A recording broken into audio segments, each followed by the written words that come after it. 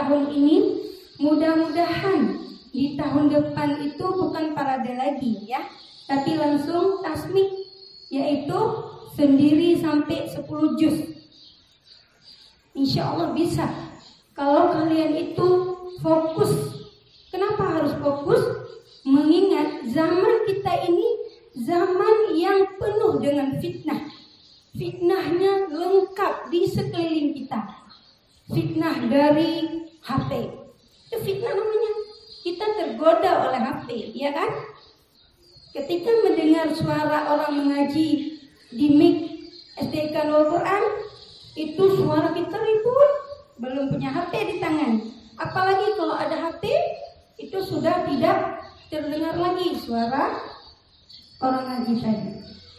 Jadi fitnah itu sekarang penuh di sekeliling kita. Dengan kita lebih fokus kepada Al-Quran, insya Allah itu akan menjaga hati kita. Walaupun tidak seperti kita membalik telapak tangan. كصيب من السماء فيه ظلمات ورعد وبرق يجعلون أصابعهم في آذانهم من الصواعق حذر الموت والله محيط بالكافرين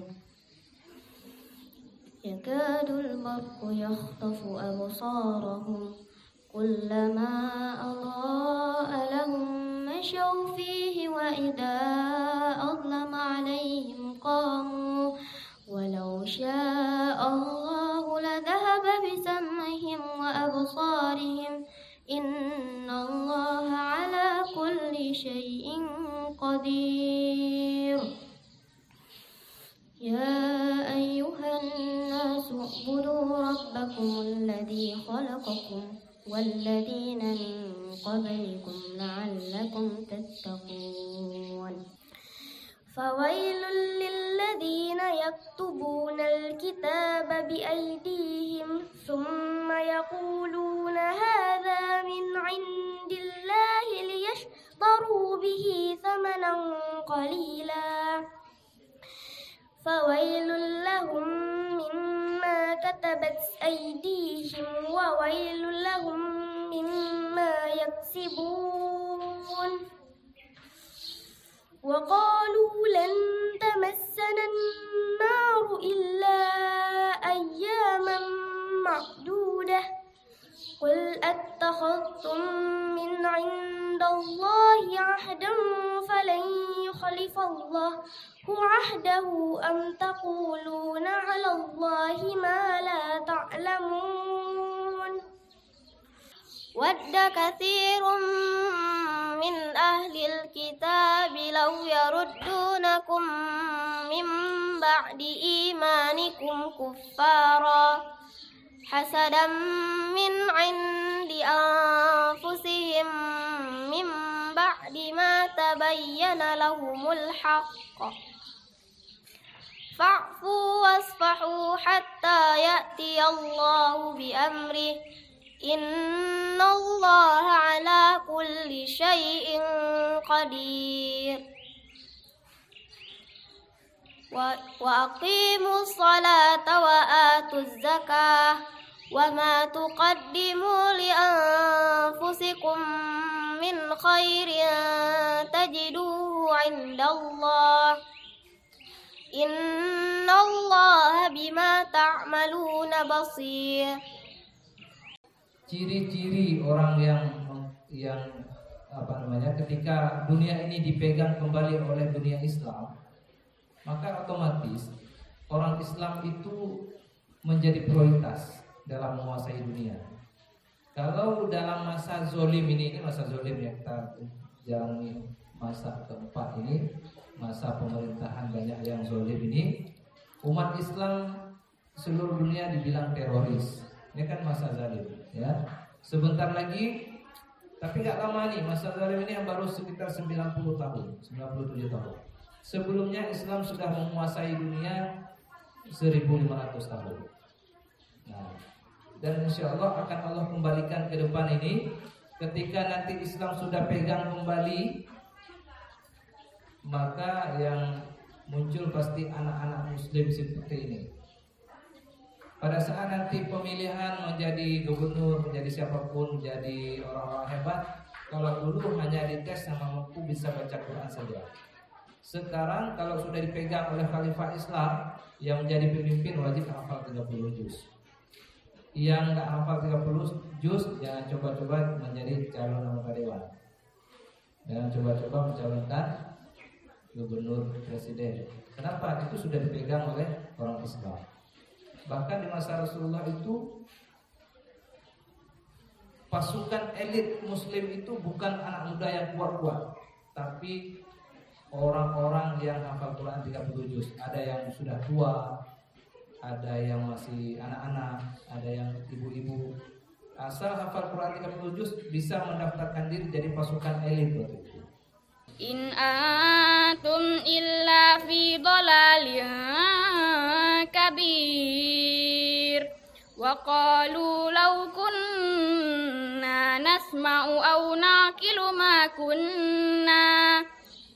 kunna fi ashabis sa'ir fa'tarafu bi dzambihim fasuhqan li ashabis sa'ir innal ladzina yakhshawna rabbahum bil ghaibi lahum maghfiratun wa ajrun kabir wa asirru qawlakum aw ijharu bih innahu alimun bizatis sudur.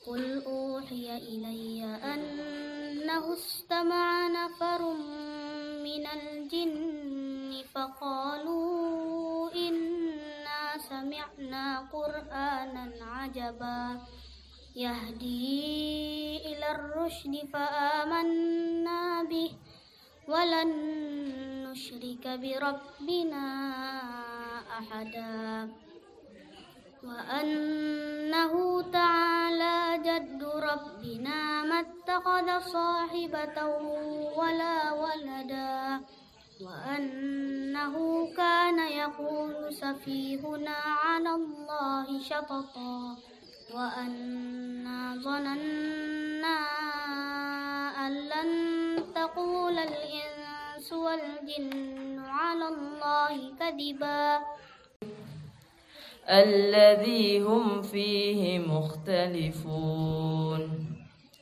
كلا سيعلمون ثم كلا سيعلمون ألم نجعل الأرض مهادا والجبال أوتادا وخلقناكم أزواجا وجعلنا نومكم سباتا وجعلنا الليل لباسا وجعلنا النهار معاشا وبنينا فوقكم سبعا شدادا وجعلنا سراجا وهاجا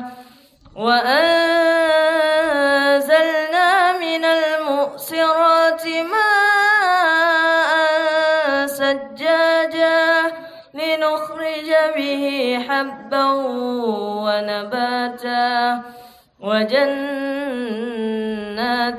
ألفافا إن يوم الفصل كان ميقاتا ألم تر كيف فعل ربك بعاد إرم ذات العماد التي لم يخلق مثلها في البلاد وثمود الذين جابوا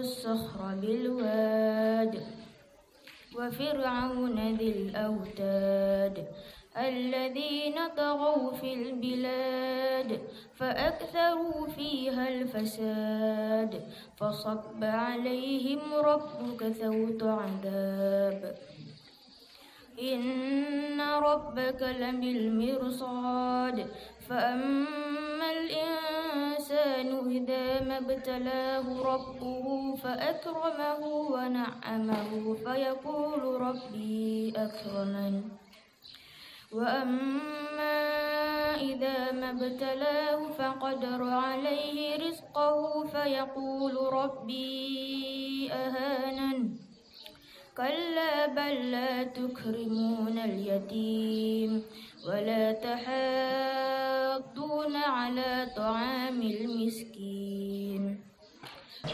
Qalqalatus sakin, ya, istilahnya ini adalah mengkolkolahkan huruf yang bukan kolkolah.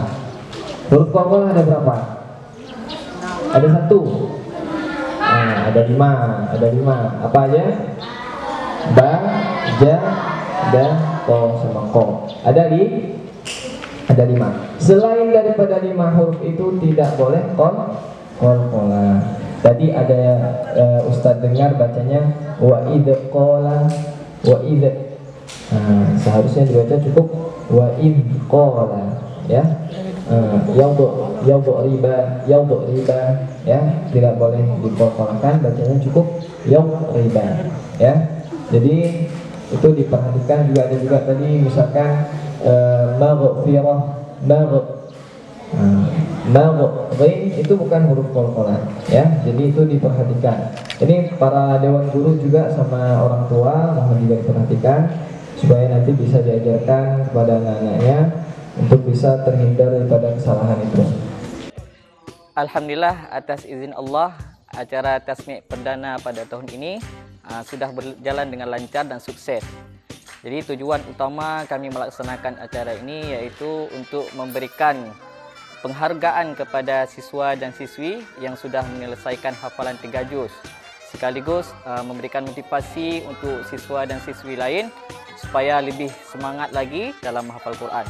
Jadi harapan kami untuk tahun ini acara kita masih bersifat parade dan insya-Allah tahun depan akan kita laksanakan juga seperti ini, tapi penampilannya setiap siswa akan menyetor 3 juz. Semoga acara ini tetap berlanjut di tahun depan dan lebih sukses lagi insya-Allah.